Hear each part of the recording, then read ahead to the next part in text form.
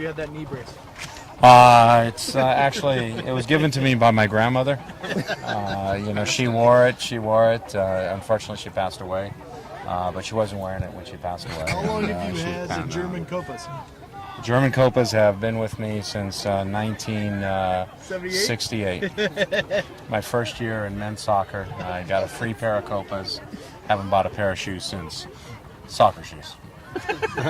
Dress shoes, unfortunately. Spent too much money on.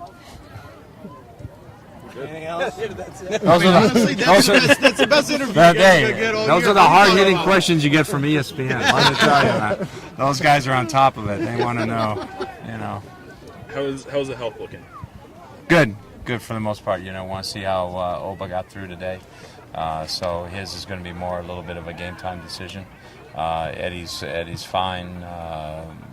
Trying to think of who else. Ozzy and Jimmy. Ozzy's fine. Jimmy's fine. Yeah. If Oba does go, this could be your first look at getting your three DPs and your three national team guys all on the field at the same time. How nice might that be? That would be great. That would be great. Right now, I'm not counting my chickens before they hatch here, but it would be great. We've obviously with national team call-ups and things like that and injuries, we haven't had a chance to put them all on the field at the same time together. So you're only going to know how it's going to work, what system's best for all of them once we get them on the field together. How do you adjust your game plan based off of their injuries, or do you just go in playing? No, I don't think their injuries matter from the standpoint that they're going to play the same sort of system. Our anticipation is that Will Johnson will be back. So, yeah, they lost Chara, but they get back another starter in Will Johnson. So it's really sort of the same way they've been playing the last couple of weeks. But they have their 4-2-3-1 that they like to play. Valeri plays in that hole. Wallace is comfortable on the left.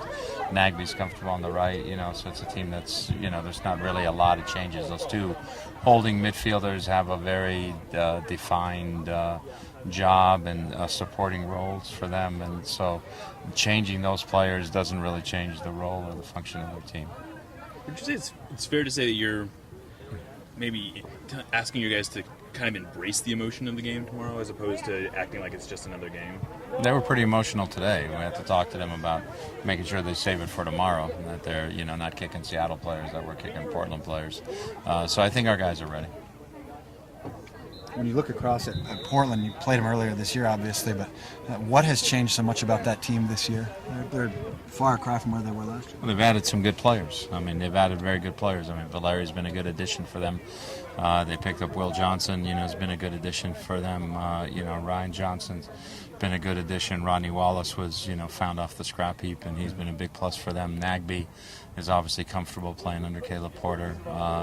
Defensively, they found Kaw at the last minute. He's helped them in the back. So they've added quite a few good players.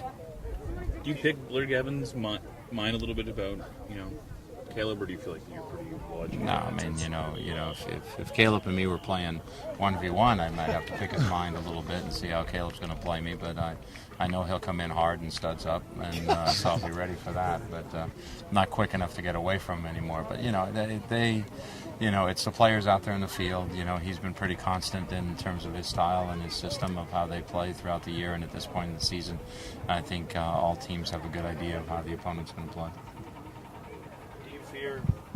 Subconsciously within the team, some guys might think things will come easier to them this year with Clint Dempsey now on the roster?